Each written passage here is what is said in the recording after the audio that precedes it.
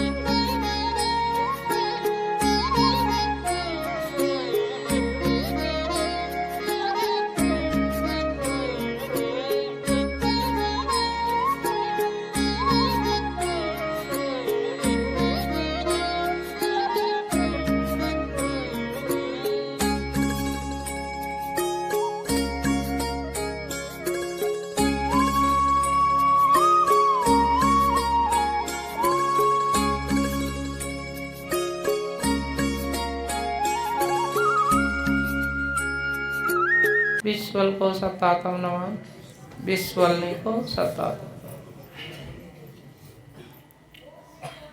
ये महान आत्माओं, कितना सुंदर मौका मिला है।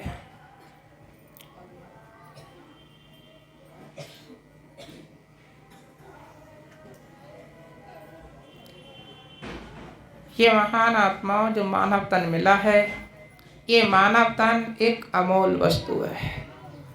कहा ये महान आत्माओं, ये मानव तन इतना अमोल है जिसको आप समझना ही असंभव है। ये महान आत्मा इस संसार में आए हो, ये 5 तत्वों का तन प्राप्त हुआ है। और ठीक से देखा जाए, इस मृत लोक में आने के बाद हर एक आत्मा को आनंद आ रहा है। ऐसी कोई तनधारी आत्मा नहीं है जिस आत्मा को आनंद ना आता हो। ये महान आत्मा चाहे पक्षी की आत्मा हो, पक्षी तनधारी हो, उसको भी आनंद आ रहा है। अगर पशु की आत्मा है तो उसको भी आनंद आ रहा है। कीट की आत्मा है तो उसको भी आनंद आ रहा है। पतंगे की आत्मा है तो उसको भी आनंद आ रहा है। ये महान आत्माओं, सबको कितना आ रहा है। मानव को जो 5 तत्व मानव शरीर मिला है तो उसको भी आनंद आ रहा है। ये महान आत्माओं देखा जाए, पशु पक्षी कीट पतंगा और मानव, इनके आनंदों में परिवर्तन कितना है, कितना बदलाव है आनंदों में। ये महान आत्मा ठीक से देखा जाए, जिसको हम बोलते कर्म योनि और भोग योनि, 2 योनियां हैं। एक मानव ही ऐसा है जो परम कर्म योनि को कर सकता, अपना सकता है। बाकी बिचारी जितनी योनियां हैं, कीट पतंगा पशु पक्षी, वो इन्हें कितना भी अच्छा कार्य करें, उनका दुर्लभ कर्म कितना भी सुंदर हो, पर उनका कर्म लिखा नहीं जा सकता है। और मानव का कर्म लिखा जाता है। ये महान आत्मा वो नहीं जानते हैं पाप क्या है और पुण्य क्या है। क्या जानते हैं? पशु से पूछा जाए पाप पुण्य जानता है? नहीं जानता है। पक्षी भी नहीं जानती है, कीट भी नहीं जानता है, पतंगा भी नहीं जानता है। और मानव तो ये जानता है पाप पुण्य होता है। पाप पुण्य के 2 रूप होते हैं। धर्म की उत्पत्ति किससे होती है और अधर्म की उत्पत्ति किससे होती है। ये महान आत्मा इसी प्रकार से देखा जाए, आज अगर लगभग मिलाया जाए तो सिर्फ एक आनंद के बंधन में है। वो कौन सा आनंद है? जो सभी एक आनंद के बंधन में है। तीन लोग हैं, एक पांच तत्व तंधारी जैसे मानव, पशु, पक्षी, कीट, पतंगा, वो एक में आता है। वो एक ही है और एक जैसा ही आनंद ग्रहण कर रहा है। कौन सा आनंद ग्रहण कर रहा है? कि खाने का, देखने का, सुनने का, पकड़ने का, चलने का, बोलने का, ये सब में आनंद है। मानव में भी इतना ही आनंद है। खाना, देखना, सुनना, पकड़ना, चलना, इतना ही तो पशु में है, इतना ही कीट में है, इतना ही पतंगे में है और इतना ही मानव में है। तो मेरा कहने का उदाहरण है, फिर इतना ही आनंद असुर, जिसे हम बोलते असुर ऊर्जा है। सूक्ष्म में जाओ, ये हो गया साकार, पांच तत्व तंधारी, कीट भी पांच तत्व है, पतंगा भी पांच तत्व है, पक्षी भी पांच तत्व है और मानव भी पांच तत्व तंधारी शरीर है। सूक्ष्म में जाओ तो जैसे असुर, असुर का तन होता है सूक्ष्म शरीर, उसको कितना आनंद आता है, वो कितने आनंद में लीन है।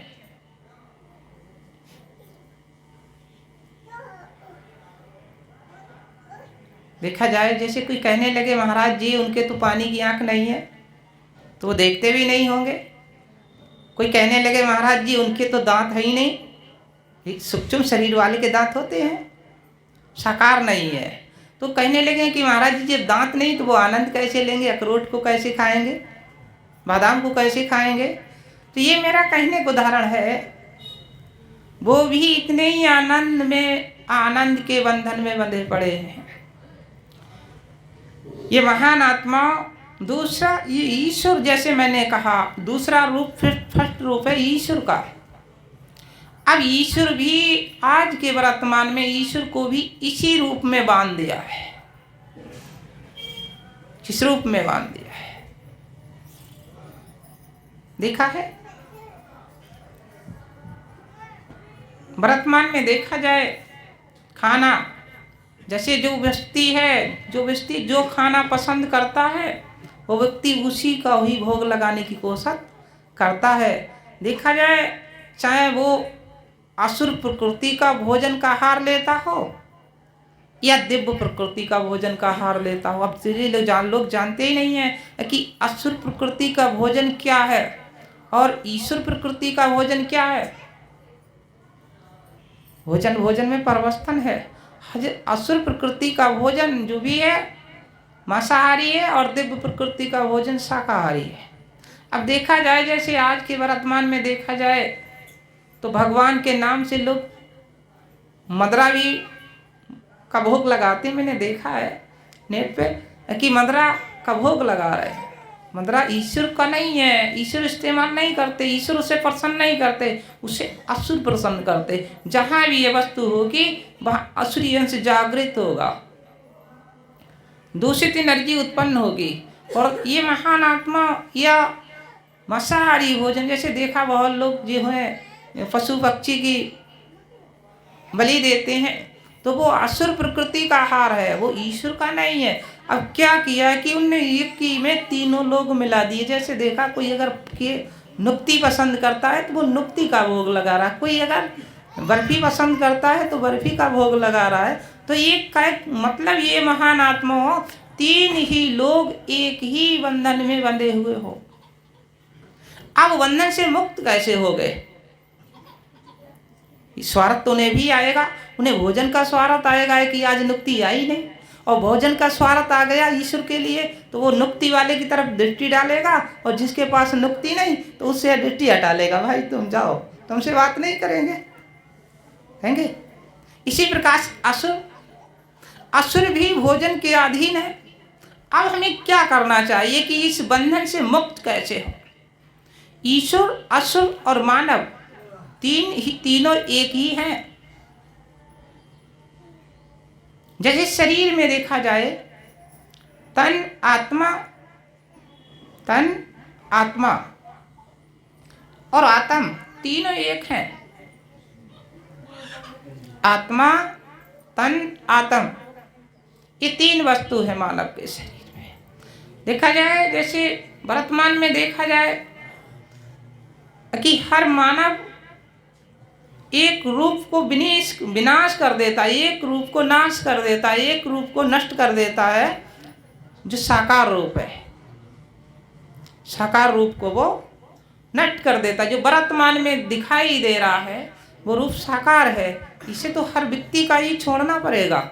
मगर जो दूसरा रूप जो सपने में जाता है सफर करने के लिए, उससे मानव कैसे नष्ट करेगा? इस शरीर के लिए उसने किसी कारणवश गलत पाउच खा लिया, फांसी लगा ली, आग लगा ली, समय के अनुसार शरीर से आत्मा निकल गई, तो ये शरीर तो जल गया। पर जो शरीर दूसरा बचा है, जो सपने के समय पर घूमने जाता है, इस शरीर को नष्ट कैसे करोगे? क्या ये शरीर सूक्ष्म जो है वो क्या डायरेक्ट निकलने के बाद उस ईश्वर में विलीन हो जाता है? उस परमात्मा में क्या समा जाता है? अगर ये समा गया होता, जैसे आपने देखा है, अगर ये समा गया होता तो ये आत्माएं जिनको हम बोलते असुरीय एनर्जी, असुरीय आत्माएं या दिव्य आत्माएं दो होती हैं। एक शुद्ध आत्मा होती है, एक अशुद्ध आत्मा होती है, जिसे हम लोग बोलते हैं एक नरक के एजेंट होते हैं, एक स्वर्ग के एजेंट होते हैं। दो होते हैं, एक दुख के और एक सुख के। तो मेरा कहने का उदाहरण है, फिर तो ये कोई नहीं होता, ये सब डायरेक्ट उसी में जाकर समा जाते, उसी परमात्मा में, ईश्वर में लीन हो जाते, विलीन हो जाते, समा जाते। फिर तो ये रहता नहीं कुछ। इनका कारण यही है कि जो हम सोचते हैं, जो करते हैं, उससे मुक्त नहीं हो सकते। ये महान आत्मा देखा जाए इसी प्रकार से आत्मा जो है उस पर एक सोच की कार्बन है। किसकी है? जो हम मन से सोचते हैं और सोचने के बाद हम करते हैं। अब कर्म हो गई इंद्रियां और सोचना हो गया मन। मन है सूक्ष्म और इंद्रियां हैं साकार। अब आप जो भी कर रहे हो मन से सोच कर रहे हो। ये अब आपको, जिसे मैं उदाहरण देता हूँ, मन आपका गर्म भी है और मन आपका ठंडा भी है। मन की दूरी कहाँ तक है? मन क्या परमात्मा तक डायरेक्ट जा सकता है? नहीं जा सकता है। क्यों? मन उसी के संग है जो हमारा एक रूप इस शरीर में है मन, और एक रूप सपने में जो शरीर गया है उसके संग है। जैसे जो शरीर किसी ने छोड़ दिया है तो उसका जो सूक्ष्म शरीर गया है, जिसको हम लोग आत्मा बोलते हैं, उसके साथ मन चला गया। मन चला गया। अब वो मन कि उसमें क्या है? उसमें तो ये है कि कोई व्यक्ति, अगर जैसे मैं उदाहरण देता हूँ, ज़्यादा बर्फी खाने वाला है तो वो शरीर छोड़ने के बाद वो बर्फी की ही चाह करेगा। कोई फल खाने वाला है तो फल की चाह करेगा शरीर छोड़ने के बाद। कोई जूस पीने वाला है तो वो जूस पीने की चाह करेगा कि मुझे मिले। ये महान आत्मा, क्या ईश्वर में ऐसा है? क्या ईश्वर की ये चाह रहती है कि मुझे फल खाने को मिले? क्या ईश्वर की ये चाह रहती है कि मुझे बर्फी खाने को मिले? क्या ईश्वर की ये चाह रहती है कि मुझे नुक्ती खाने को मिले? क्या ही ये महान आत्मा हो? ठीक से देखा जाए, जो मन है ये आत्मा के ऊपर एक जिसे मैं बोलता आत्मा, जैसे मक्खन होता है, मक्खन, और मक्खन को जब आप चखोगे तो मक्खन हल्का खट्टा होगा, हल्का खट्टा होगा। जैसे आपने दूध से जो मक्खन निकाला तो पहला रूप हो गया दूध माने शरीर, मक्खन माने मन, और आत्म माने घी। अब आप मक्खन को जैसे आपने पहली बार तपाया है तो आपके अंदर निकला है मक्खन, और उसमें जो खट्टापन है जब आप दोबारा तपाओगे तब उसमें से वो खट्टापन निकल जाएगा एक तरफ, और निज स्वाद, न खट्टा रहेगा न मीठा, घी की उत्पत्ति हो जाएगी। इसी प्रकार से आपके मन, आपके तन, आपकी आत्मा, आपका आत्म, जब तक आपके तन है तब तक कर्म की उत्पत्ति होती रहेगी, और कर्म की उत्पत्ति होती रहेगी तब तक आप बंधन में ही बंधे रहोगे। दूसरा ये आप अब कर्म बंधन में हो, कर्म बंधन में बेचारे इसको उदाहरण देता हूँ कि 184 की जीव और मानव सबके लगभग कर्म एक जैसे हैं। फिर भी अगर देखा जाए तो मानव के कर्म सबसे अधिक हैं। मानव के कर्म कैसे अधिक हैं?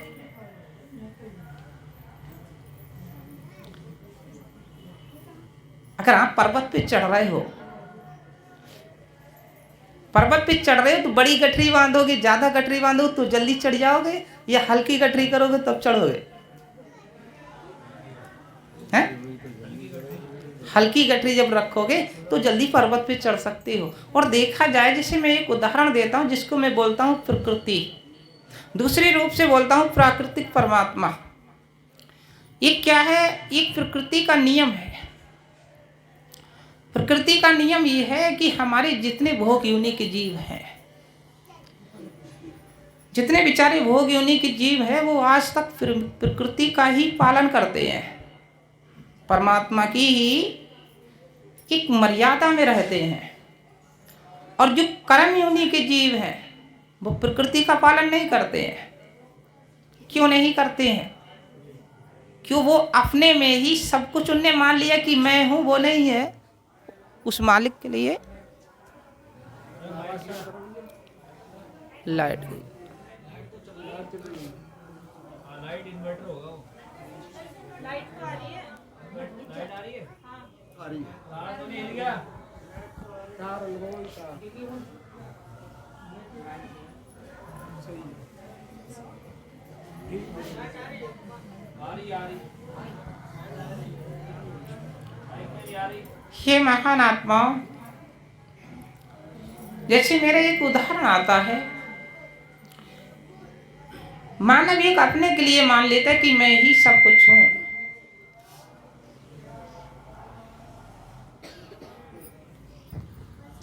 हे महान आत्मा,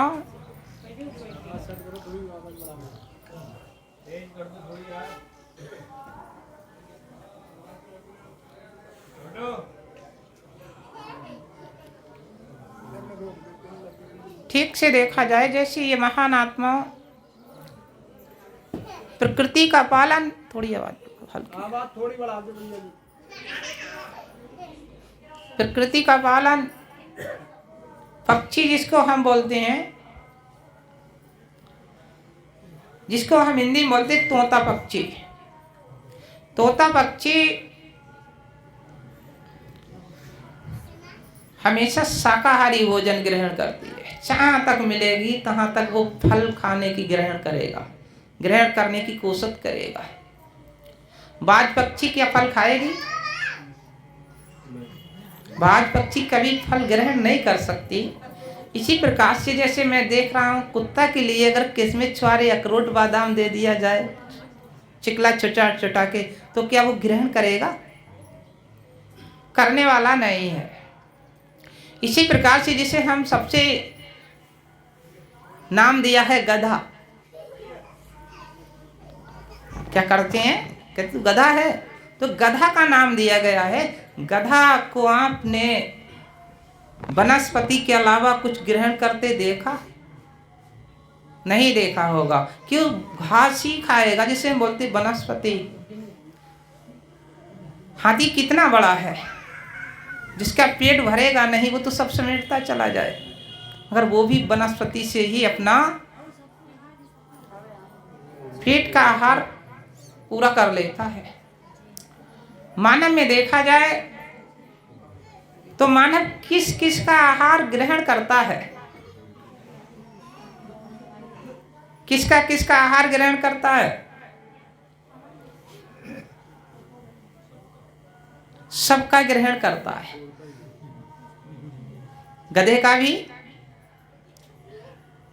बाज का भी, जैसे मैं बोलता बाज पक्षी।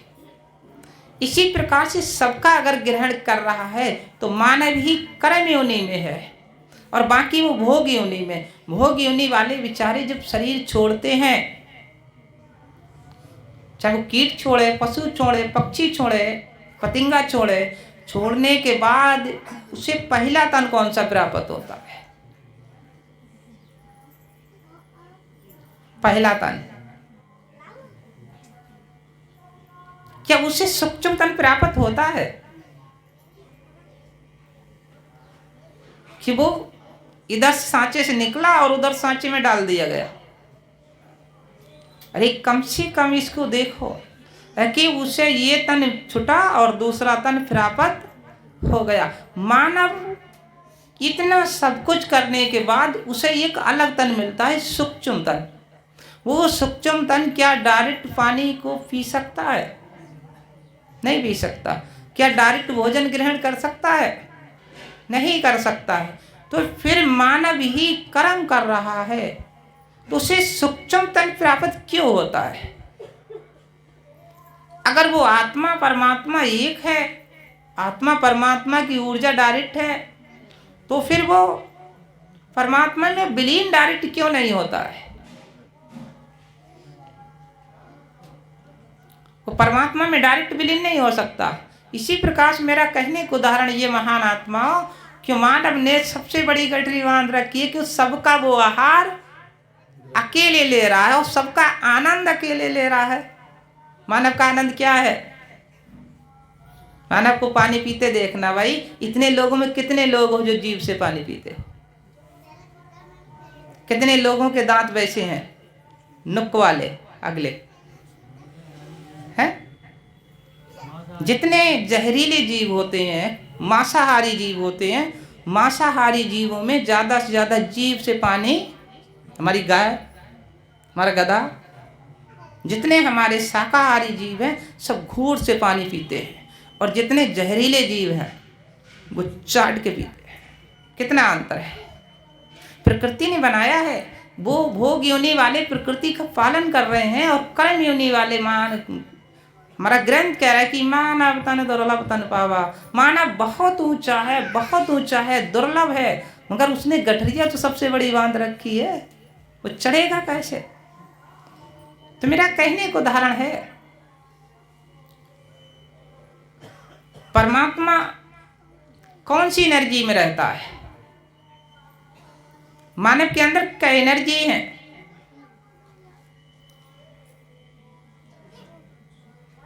मानव के अंदर क्या एनर्जी? परमात्मा कौन सी एनर्जी में रहता है? ठीक से देखा जाए, जैसे आकाश की तरफ देखो,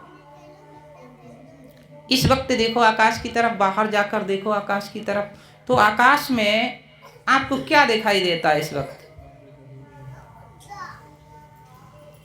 अगर साफ आकाश हो तो कुछ दिखाई देता है? कुछ नहीं दिखाई देता है। सिर्फ आकाश में, पूरे आकाश में एक सूर्य तो दिखाई देंगे, बाकी कोई चीज दिखाई देगी? कितना अगर यूनिट लगाई जाए तो कितनी यूनिट अग्नि रोज आकाश को जा रही है पृथ्वी से? ये जितनी अग्नि जल रही है वो कितनी पावर अग्नि की जा रही है आकाश में? कहीं आकाश में दिखाई देती है? नहीं दिखाई देती है। कितना टन पानी रोज जा रहा है, जैसे भाप बनकर उड़ रही है, आकाश में कहीं दिखाई देता है? मगर वो आकाश में किसने छिपा कर रखा है? आकाश में छिपाकर किसने रखा है? कौन छिपाता है? इसी प्रकार से महान आत्माओं, क्यों आकाश एक ऐसा है कि वायु, अग्नि, जल, इस समय वायु भी आकाश में वायु, अगर आकाश की तरफ देखो तो वायु दिखाई नहीं देगी, चल रही या नहीं। जब आप बादल देखोगे बरसने वाला तब देखोगे चल रही है, या कोई वृक्ष के पत्ते देखोगे तब देखोगे चल रही है। अग्नि भी नहीं दिखाई देगी। इसी प्रकार से महान आत्मा वो लीन हो गया उसी आकाश में। अगर आप जब शाम के बाद सुबह को देखोगे तो जितना खुला आकाश है जैसे भूमि है, उस हर भूमि में आपको पानी के कण गिरे हुए मिलेंगे। ये लगेगा पानी किसी ने हल्का हल्का डाला हो।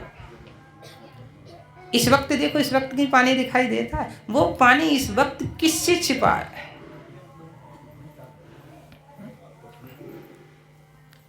ये महान आत्मा उस पानी के लिए सूर्य की तरंग जिसको हम बोलते हैं किरण बोलते हैं, वो किरण से छिपा हुआ है। और शाम को जब सूर्य की किरण चली जाती है तभी वो पानी ओस बनकर नीचे पृथ्वी पर आ जाता है। इसी प्रकार से महान आत्माओं, आपसे परमात्मा छिपा हुआ है। अगर सभी देखा जाए, दानव भी, जिसे हम बोलते दानव, असुर, अशुद्ध एनर्जी भी इसी आकाश में है, इसी वायु में है, इसी अग्नि में है। तीन तो शक्तियां हैं ऊपर, अग्नि, वायु, आकाश। ये महान आत्माओं, फिर असुर और देवता, जिसे मैं बोलता हूँ दानव और देवता, असुर और ईश्वर, अगर एक ही आकाश में रहते हैं तो एक में मिलते क्यों नहीं? तो एक में समा जाना चाहिए। उनमें पर्दा तो है, वो पर्दा किस चीज का है? अगर आत्मा एक है, लोग कहते हैं महाराज जी आत्मा एक है, तो मैं कह रहा एक सही है। अगर एक है, अगर हम पानी 2 डिब्बा में ले लें, एक डिब्बा में टंकी का पानी ले लें और एक डिब्बा में हम नदी का पानी ले लें, और दोनों को अगर डाल दें एक डिब्बा में, तो हम अब टंकी का पानी निकाल सकते हैं? नहीं निकाल सकते, कि वो टंकी में आया तो पृथ्वी से ही है, और वो नदी में आया तो पृथ्वी से ही है। उसकी उत्पत्ति करने वाला एक है, पृथ्वी। दूसरा मेरा उदाहरण है, एक लकड़ी की अग्नि और एक पत्थर की अग्नि। अगर दोनों अग्नियों को एक जगह जला दिया जाए तो ऊपर जाके एक हो जाएंगी, क्या अलग अलग निकाल सकते हैं? क्यों? अग्नि को एक ही उत्पन्न करने वाला पृथ्वी तत्व। जैसे लकड़ी है तो पृथ्वी तत्व है, और अगर कोयला पत्थर है तब भी पृथ्वी तत्व है। तो मैं ये पूछना चाहता, ये महान आत्मा संसार में आए हो, क्या ऐसा ही सिस्टम अपना सबका है? कि आपकी आत्मा निकली तो परमात्मा में लीन हो गई, दूसरी आत्मा निकली तो परमात्मा में लीन हो गई। ईश्वर की आत्मा, जो ईश्वर की शक्ति एनर्जी है, उसमें सबकी आत्मा विलीन होती चली गई। क्या हो सकती है? धुलाई करो। अब धुलाई किससे कर रहे हो? धुलाई कर किसकी रहे हो? किसी के लिए अगर शीशा साफ करने के लिए दे दिया जाए और कहे बेटा इसे मलमल कर साफ कर, और शीशा साफ करने के लिए वो नदी की बालू ले आए, बड़ी वाली, और नदी के बालू से शीशा साफ करने लगे मलमल कर, तो शीशा की सफाई होगी या गंदा होगा? गंदा होगा। शीशा की सफाई एक आप रूअर से कर सकते, जो निर्मल होता है, एक मुलायम होता है। अगर रूअर से सफाई करोगे तो शीशा फ्रेश हो जाएगा, और करने लगे बालू से तो गंदा हो जाएगा। तो आज के वर्तमान में लोग करते क्या है? किसकी सफाई करते हैं? उल्टा सिस्टम करते। ये महान आत्मा, मेरा कहने का उदाहरण है, आपका तन गंदा है, मैं मानने के लिए तैयार हूं। फिर लोग एक बात और कहते हैं कि अग्नि से तन पवित्र हो जाता है और पानी से पवित्र हो जाता है, 2 से पवित्र होता है। तो आपका तन नापवित्र क्यों रहता है? देखा जाए, जबकि कोई भी व्यक्ति शरीर छोड़ता है तो उसका शरीर पहले पानी से धोया जाता है। धोया जाता है, संस्कार करने से पहले उसका शरीर पानी से धोया जाता है। पानी से तो धो गया कि पवित्र होना चाहिए। इसके बाद उसका शरीर अग्नि से जलाया गया तो और पवित्र हो जाना चाहिए, डबल पवित्र हो गया। फिर वो पवित्र होने के बाद परमात्मा में, ईश्वर में विलीन क्यों नहीं होता? अगर इनसे पवित्र हो गया हो, जैसे हो गया, तो विलीन क्यों नहीं हुआ? तन की पवित्रता कहाँ तक है और मन की पवित्रता कहाँ तक है? दो पवित्रताएं हैं। इसी प्रकार से ये महान आत्माओं, देखा है मक्खन को धोया जाता है। देखा, मक्खन जिनके यहाँ होता होगा वो देखते होंगे, मक्खन को निकालने के बाद पानी से धोया जाता है। धोया जाता है तो उसका खटापन क्यों नहीं निकलता? मक्खन को धोने के बाद उसका खट्टापन तो निकल जाना चाहिए भाई, वो क्यों नहीं निकलता? जब तक वो तपाया नहीं जाएगा, अग्नि में गर्म नहीं करा जाएगा, तब तक खट्टापन निकलने वाला नहीं है। इसी प्रकार से आप अपने शरीर को धो रहे हो। शरीर को धोने से मन की गंध निकलने वाली नहीं है। अब मन की गंध की धुलाई किससे करोगे? क्यों? शरीर तो साकार है, पानी साकार है, और आपके लिए मन सूक्ष्म एक निराकार है। मन सूक्ष्म निराकार है और शब्द ही निराकार है। आप शब्द से ही अपने मन की धुलाई करो, और जब तक शब्द से मन की धुलाई नहीं करोगे तब तक काम बनने वाला नहीं है। तो मेरा कहने को उदाहरण और है, ये महान आत्मा जो आज के मानव, फिर मैं जानना चाहता हूं कि परमात्मा कितने हैं?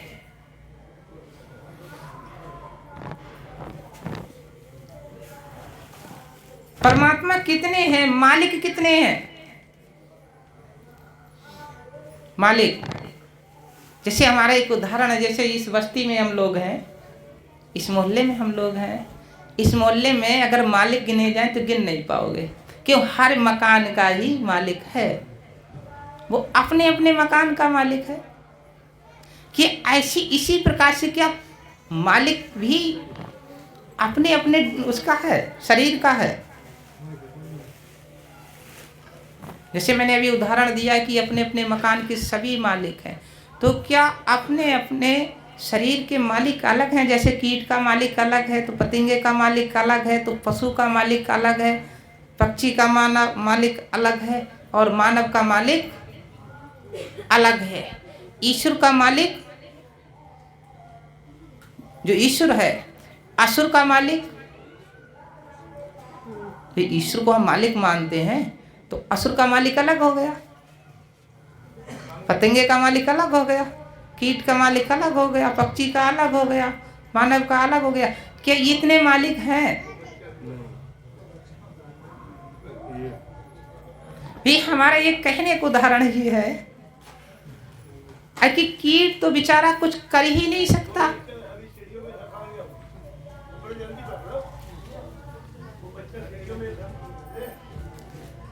कीट बेचारा क्या वो प्रार्थना, वंदना, आराधना कर सकता है? नहीं। पक्षी प्रार्थना, वंदना, आराधना कर सकती है? नहीं। पशु कर सकता है? नहीं। फिर मालिक जिसे मैं बोलता हूँ ईश्वर मालिक, फिर वो मालिक उनकी रक्षा कैसे करते हैं? उनकी रक्षा कैसे करते हैं? उन्हें सिर्फ एक ही ज्ञान है। कितना ज्ञान है? जो उसकी मम्मी ने सिखाया, उसकी मम्मी ने सिखाया उतना ही ज्ञान उन्हें है। जैसे देखा है कौआ, जिसे हम बोलते कौआ, कौआ सुबह उड़ता है, सूर्य निकलने से पहले कौआ उड़ता है और आवाज लगाता है। और जिसे हम बोलते हैं उल्लू, क्यों नहीं आवाज लगाता? चमगोदर उल्टा क्यों लटका रहता? ये चमगोदर सीधे क्यों नहीं बैठता?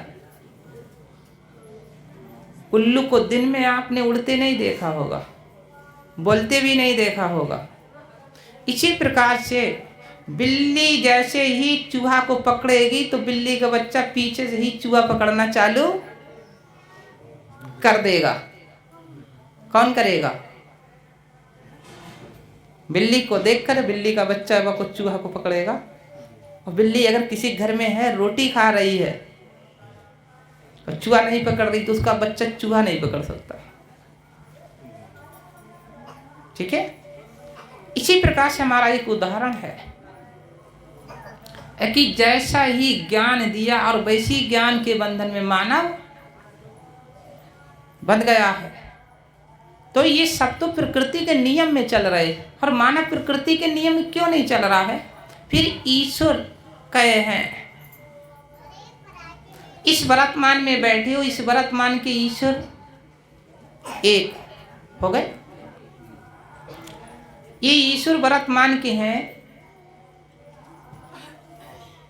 तो इस वक्त जितने भी विचारिक कर्म होने वाले, भोग होने वाले, सबके तो मालिक एक हैं। कुत्ता, बिल्ली, सांप, छिपकली, पशु, पक्षी, सबके मालिक एक हो गए। इसके बाद जब आप सूक्ष्म शरीर में जाओगे तो वहां भी का मालिक एक है। कुत्ता ने बेचारे ने, कुत्ता, पशु, पक्षी, सांप, छिपकली, कीट पतंगा जो भी है, मानव है। मानव तो सूक्ष्म शरीर में जाएगा, जिसको हम बोलते सूक्ष्म शरीर, आत्मा। मगर कुत्ता बिल्ली की तो आत्मा घूमती नहीं है, किसी को सताती नहीं है, किसी को दुख पहुंचाती नहीं है, किसी का कोई कुछ खाती नहीं है। जैसे आज ये कितने लोग हो, किसी ने अगर कुत्ता पाला है, गाय पाली है, भैंस पाली है, अगर किसी का कुत्ता शरीर छोड़ गया तो उसके लिए बाद में किसी ने उससे भोग लगाया? अरे हमारे कुत्ता महाराज की आत्मा भूखी होगी, थोड़ा खाना खवा दे। भाई सही है गलत? ये भैंस के लिए किसी ने भोग लगाया? हमारी भैंस की आत्मा भूखी होगी, उसके लिए हम भोग लगा रहे हैं? नहीं। फिर हमारा अंतर क्या है कि हमारा अगर सदस्य मानव शरीर छोड़ दे तो उसके लिए हम भोग लगाते हैं कि हमारी आत्मा, हमारे सदस्य की आत्मा भूखी होगी। उससे पहले वो आत्मा हमारे घर आने को थी बेटा के रूप में, तो उसके लिए कभी भोग लगाया है कि हमारे घर में जो आत्मा आने वाली है वो आत्मा भोजन खा लो, पता नहीं कितने दिन से भूखी हो, हमारे घर आओगी? अब तीनों का मालिक एक है या अलग अलग है?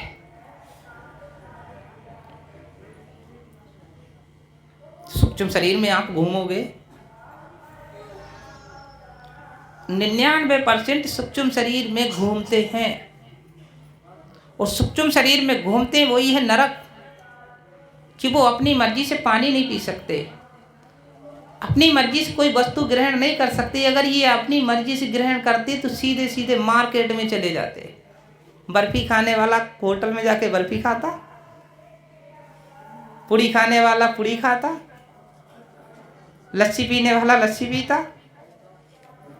ये मानव के अलावा कुछ नहीं कर सकते हैं। फल खाने वाला ठेला पे चला जाता या मंडी में चला जाता, जाने आने में कितनी देर लगती, फल खूब खाता, मगर वो मन के द्वारा ही पूर्ति कर सकते हैं क्यों मन शरीर के अलग कुछ करने वाला नहीं है। क्यों मन जो है, जब आपके पास शरीर है उस शरीर के ही बंधन में है। अब लोग कहते हैं, बहुत से लोग कहते हैं महाराज क्या करें, हमारा तो मन ही नहीं मानता है। जैसे कोई बेचारा बहुत बूढ़ा हो गया, अब बूढ़ा हो गया, पहले तो वो चना खूब खाता था, चना तोड़ के खाता था। अब जो बूढ़ा हो गया, दांत नहीं रहे, अब वो कहे कि हमारा मन खूब चना खाता है, क्या चना खाएगा? नहीं खाएगा। तो जैसे मन के लिए जैसे आपने जिस जगह लगा दिया है, मन वही उसी चीज को पकड़ने लगेगा। अब मन को हमने पकड़ाया है या मन ने पकड़ा है? हम कै लोग हैं? आप कै लोग हो? सबसे पहले ये देखो, हम कै लोग, आप कै लोग? अब कहोगे महाराज तुम तो अकेले हो, हम तो निरे लोग बैठे हैं। नहीं, ये नहीं देखना है। अपने शरीर में देखो, आप कै लोग हो। जब तक हम ये देखेंगे नहीं, तब तक उसका अनुभव नहीं कर सकते। ध्यान रखो। इसी प्रकार से एक हमारा तन है, एक हमारा तन है और एक हमारा आत्मा है। आत्मा के ऊपर ही मन का खोल चढ़ा हुआ है। किसका? मन का। जैसे हमने अभी उदाहरण दिया कि मक्खन के ऊपर जो है खट्टा अंश है, और जब तक वो खट्टा अंश निकालेंगे नहीं, अगर खट्टा अंश निकाल देते तो साथ में मीठा अंश भी चला जाता है। आप बताओ, जैसे मक्खन कहो मीठा भी रहे और खट्टा भी निकल जाए, निकलेगा? निकलेगा? क्यों? आपने अगर तपाया तो मीठा भी चला गया, मक्खन रहेगा मीठा? घी कभी मीठा होता है? मीठा भी चला गया खट्टा के साथ। अब बताओ, आप मीठा रखना चाहते हो, खट्टा हटाना चाहते हो, या फिर दोनों हटाओगे? स्वाद हो निज स्वाद, स्वाद हो निज स्वाद। जैसे घी का स्वाद अगर है तो ये तो खाने वाले कहेंगे घी में बहुत स्वाद, बहुत अच्छा, मगर उससे पूछना भाई खट्टा है कि मीठा? फल में तो खट्टा मीठा होता है, कड़वा कसैला होता है, घी में क्या होता है? घी का स्वाद ही अलग होता है। इसी प्रकार से आत्म आनंद, एक तुम्हारे मन का आनंद है, एक तन का आनंद है, एक आत्म का आनंद है। आत्म आनंद अलग है, आत्म आनंद परम आनंद है। आत्म आनंद कोई नहीं ले सकता। आत्म आनंद सिर्फ मानव लेता है, 5 तत्व तंधारी, वो भी नहीं, शरीर छोड़ने के बाद वो आत्म आनंद नहीं ले सकता। इसी प्रकार से महान आत्मा एक तन का पिता। तन का पिता कौन है? तन के मालिक कौन? तन के मालिक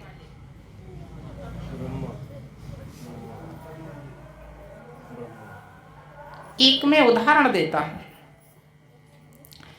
तन में आपके 3 गुण है, सतोगुण, रजोगुण, तमोगुण। तमोगुण, रजोगुण, सतोगुण। तन के मालिक 3 गुण हो गए, जिसे दूसरे रूप में जानते हैं ब्रह्मा, विष्णु, महेश। अब ईश्वर एक है या 3? अब बताओ, यहां पर तुम्हारे मालिक कहे हैं, तुम्हारे भगवान कहे हैं? आत्मा, कफ, पित्त, वात। अगर कफ निकल गया तो शरीर बेकार है, पित्त निकल गया तो शरीर बेकार है, वात निकल गया तो शरीर बेकार है। इस शरीर के 3 मालिक हैं, रजोगुण, सतोगुण, तमोगुण। बचपन, जवानी, बुढ़ापा। इसके अगले आत्मा, मन के कई मालिक हैं, जिसे हम बोलते हैं आत्मा। आत्मा के कई मालिक हैं?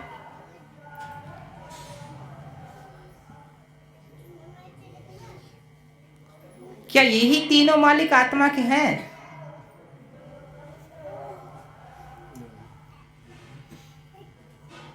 ये तीनों मालिक आत्मा के नहीं है। तो हमारे 3 मालिक, जैसे हमें सीढ़ियों पर चढ़ना है, ऊंचाई पर चढ़ना है, मंजिल पर चढ़ना है, तो पहले हम सीढ़ी, ये सीढ़ी लगी हुई तभी तो मंजिल पर ऊपर जाएंगे। तो पहली सीढ़ी में 3 है, आपके अंदर कमल चक्र है, तो आपको सीढ़ी से चढ़ना है।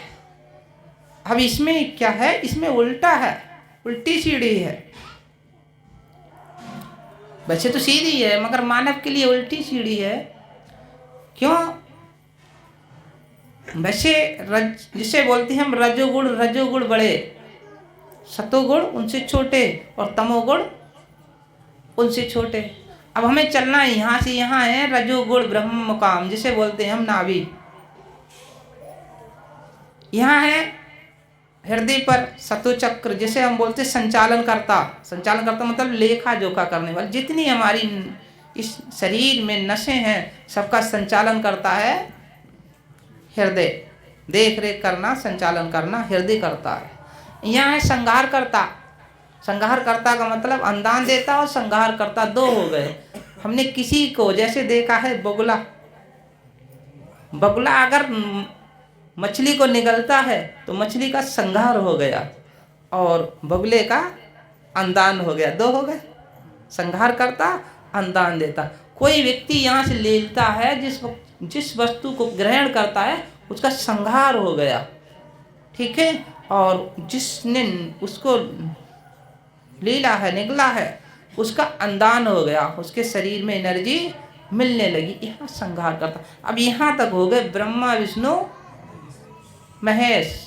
अब आपको सीढ़ी पर चढ़ना है। अब आप चढ़ कौन सी सीढ़ी पर रहे हो? इसके अगले चलना है अधिचक्र। अधिचक्र मतलब आदि, जिसे हम बोलते प्रकृति। इच्छा तुम्हारी प्रकृति है, देखा है? इच्छा दिखाई नहीं देती है। अगर इच्छा कह रही जूस नहीं पीना तो नहीं पीना, और अगर पी लिया तो अपने आप इच्छा वापस कर देगी, पेट में से ही निकाल कर बाहर कर देगी, पलटी हो जाएगी। तो इच्छा प्रकृति है। मन, कितने सुंदर बेड पर आप लेट जाओ और मन से कहने लगो नींद आ जाए, नींद आ जाएगी। नींद आने वाली नहीं है। तो मेरा कहने को उदाहरण है। अब 3 हो गए। इच्छा मन का एक रूप, दोनों सूक्ष्म में, तन का दूसरा रूप। अब प्रकृति और प्राकृतिक एक हैं। जैसे हम जो भी अगर ग्रहण करते हैं तो इच्छा मन मिला के करते हैं। मेरा मन नहीं ग्रहण करेंगे, नहीं खाएंगे। कोई कह रहा मेरी इच्छा नहीं, हम ये नहीं खाएंगे, 2 मिल गए, मन भी मिल गया, इच्छा मिल गई। ये दोनों मिलकर काम करते हैं। यहाँ से आपको यहाँ तक है ज्ञान इंद्रिय, कर्म इंद्रियां, कर्म करोगे, और यहाँ से है यहाँ तक ज्ञान इंद्रियां। क्या करोगे? सुनोगे, देखोगे, सूंघोगे, ठीक है। इंद्री से छुआ नहीं जाएगा, कर्म नहीं करोगे। दूर से ज्ञान इंद्री, जैसे कोई बोल रहा है तो दूर से सुन रहा है, कोई खड़ा है तो दूर से देख रहा है, कोई वस्तु है तो दूर से सूंघ रही है, ज्ञान इंद्रियां। अब यहाँ इच्छा है, यहाँ मन है। अब 2 हो गए। मन आत्मा के साथ जाता है। क्या मन परमात्मा में विलीन होता है? क्या परमात्मा के मन है? अगर परमात्मा के मन होता तो जैसे हम लोग कहते भाई 1 मंजिल और अगले बढ़ाएंगे, तो परमात्मा कहता है 1 मंजिल और बढ़ा देंगे। इसी प्रकार से आत्म निर्मल है, और अगले बढ़ो तो यहाँ आ जाओ, यहाँ तो निर्मल आत्म निकलेगा, जिसमें मन। निर्मल का मतलब किसे बोलते हैं? निर्मल बहुत साफ, बहुत धुआ हुआ, फ्रेश है, इसमें कोई मैल नहीं है, ये धुआ हुआ है, कोई गंदगी नहीं है, तो निर्मल आत्म। अब आत्म का पिता कौन है? क्या 3 गुण हैं? जैसे अभी मैंने बताया, तन के पिता रजोगुण, सतोगुण, तमोगुण हो गए, ब्रह्मा विष्णु महेश हो गए। और आत्मा के पिता, आत्मा के पिता अलग ब्रह्म, प्राकृतिक, जिसे हम बोलते प्राकृतिक। हमारा शरीर तत्वों से है, गुण से चलता है, तत्वों से बना हुआ और चलाने वाले गुण हैं। ब्रह्मा विष्णु महेश इस कर्म को लिखने वाले हैं। और आत्मा प्रकृति की है, जिसे हम बोलते अलख ब्रह्म, और आत्म सत्य ब्रह्म का है, निज गुण सत्य ब्रह्म। अब तीन ब्रह्म है। अब तीन ब्रह्म को आप कैसे प्रसन्न करोगे?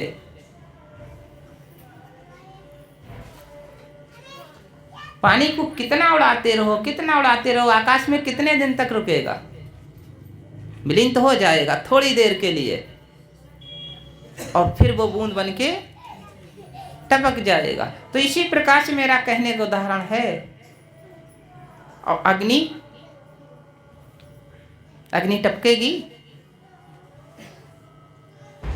इसी प्रकार से उदाहरण है कि आप आत्म को निर्मल करो। आत्म को निर्मल जब करोगे, जब आत्म में से मन का मैल धो दोगे। मन का मैल क्या है? मन का मैल तो यही है, गलत सोचना, गलत समझना, गलत करना। ये आत्म का मैल कब धो सकता है? क्यों? इसके लिए प्राकृतिक अग्नि की जरूरत है। आप किस अग्नि से की बात करते हो? कि इसके लिए प्राकृतिक अग्नि, प्राकृतिक अग्नि कैसी है? निर्मल। जैसे देखा है, प्राकृतिक किसे कहते हैं? जैसे हमारी अग्नि 5 हैं, एक शरीर में 5 अग्नि है। देखा जाए, जैसे आकाश की बिजली गिरने वाली वो भी अग्नि है। उसमें अग्नि कहाँ से आती है? सूर्य पैनल है, बैटरी में करंट लाता, उसमें भी अग्नि है, वो सूर्य लाता है। मगर उसमें कौन लाता है? जो बिजली गिरती है आकाश से है, उसमें भी अग्नि आती है। पत्थर में भी अग्नि है और लकड़ी में भी अग्नि है। तो इसी प्रकार से उस सबको अग्नि देता है प्राकृतिक। गिरने वाली अग्नि को, जैसे बिजली जो गिरती है, उसको आप कौन सी अग्नि कहोगे? नाम तो अग्नि है, मगर उसे अग्नि भी नहीं कहते, सीधे कहते बिजली। अग्नि क्यों नहीं कहते हो? कि उसका नाम ही नहीं पता कि लकड़ी की अग्नि का है, या कि पत्थर की अग्नि का है, या सूर्य की अग्नि का है, या आकाश की अग्नि का है। इसी प्रकार से आत्म सबसे बड़ा जो है, प्रकृति अग्नि से जो है, सुरत शब्द के द्वारा जो अग्नि उत्पन्न होती है, सुरत भी आपकी जो है और शब्द भी दोनों निराकार हैं। और दोनों को जब आप एक दूसरे में टकराते हो, जैसे पत्थर को टकराते हो, कंकड़ पत्थर को टकराते हो, तो चिंगारी निकलती है। इसी प्रकार से सुरत शब्द को मिलन होता है। जब टकराते हैं तो प्राकृतिक अग्नि उत्पन्न होती, उससे निर्मल आपका जो मन है धो जाता है, और जो है वो आत्म सफा हो जाता है। वही आत्म जो है परमात्मा में विलीन हो सकता, सत्य ब्रह्म निजगुण में, निजगुण सत्य ब्रह्म में। मन तुम्हारा प्रकृति तक है। जैसे मैंने उदाहरण दिया है कि यहाँ आकाश में बाफ उड़ी और थोड़ी देर में फिर बूंद बन के टपक गई। इसी प्रकार से आत्म को उड़ाना तो अग्नि जैसे उड़ाओ है कि आकाश में उड़ने के बाद फिर नीचे कभी गिरती नहीं है। विश्वल को सतात्म, विश्वल को सता।